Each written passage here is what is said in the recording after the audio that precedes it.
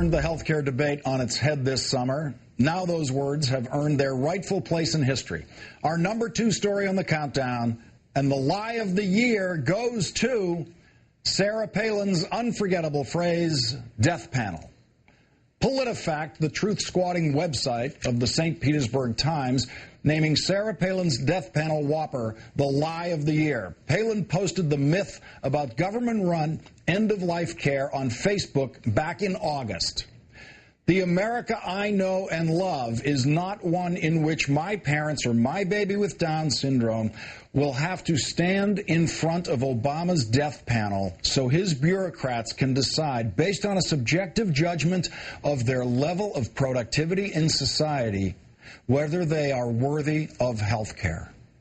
One problem, none of the reform bills included the kind of rationed care Palin warned of. The death panel lie beat a slew of other tall tales. Runners-up included birther Queen Orly Tate's claiming she found a birth certificate proving President Obama was born in Kenya. Congressman Joe Wilson shouting, "You lie," in response to the president's assertion that health care reform would not ensure illegal immigrants. And Glenn Beck, claiming Obama's top science advisor, has proposed forcing abortions and putting steroids in the drinking water to control population. But it was Palin's death panel lie that really stuck. PolitiFact reporting that the term was mentioned in news reports 6,000 times in August and September.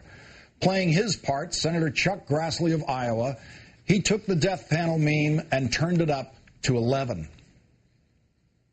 We not have a government program that determines you're going to pull the plug on grandma.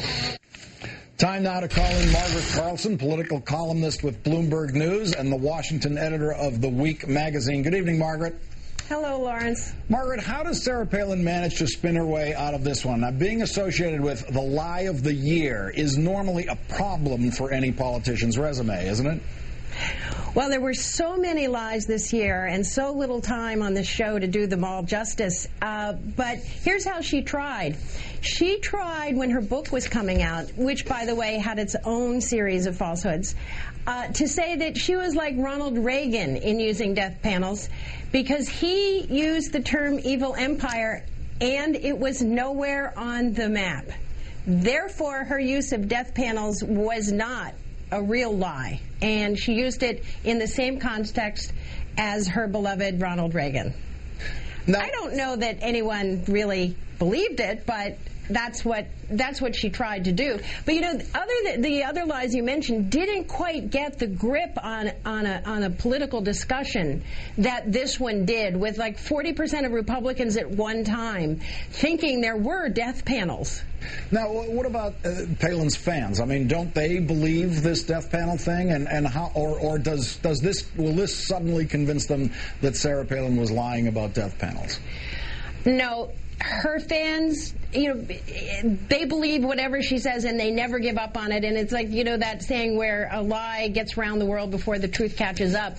That little asterisk that she put beside death panels, I don't believe caught up with anybody, nor was it a full-blown apology for it. We live in a time when, you know, politicians are not just entitled to their own opinions, they're entitled to their own facts. And we live in this world is one reason why there was so much confusion about the health care bill, which, granted, was a huge pile of amendments and earmarks. I know. Thank you, Lawrence. In the Christmas spirit, you helped me out there. But you know, we were all confused, and so the idea that you want to add confusion as a public figure, you know, it's unconscionable in the end. You know, Bob Dole never did that. You know, even Everett Dirksen, who was very partisan, didn't do that. Republicans of old didn't do it. Now, we mentioned some of the runners-up on the list. It's a bipartisan list. It includes Joe Biden for saying when one person sneezes, it goes all the way through the aircraft.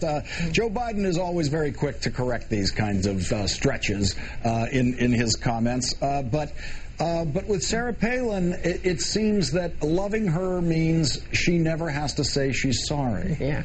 Well, you know, Joe Biden did a public service in that we all started doing the Count Dracula cough with our capes drawn up around our faces. And he also said don't get on Amtrak. But he sort of amended that so that we did get on Amtrak. Sarah Palin is Teflon when it comes to her base, which, you can see by the sales of her book, which I think are over 5 million now. They are ardent. They will put down their $25. There is nothing she can do and no amount of catching up with what she says on the part of the media or her political opponents that's going to change that. Margaret Carlson of Bloomberg News and The Week magazine, thanks for your time tonight. Thanks, Lawrence.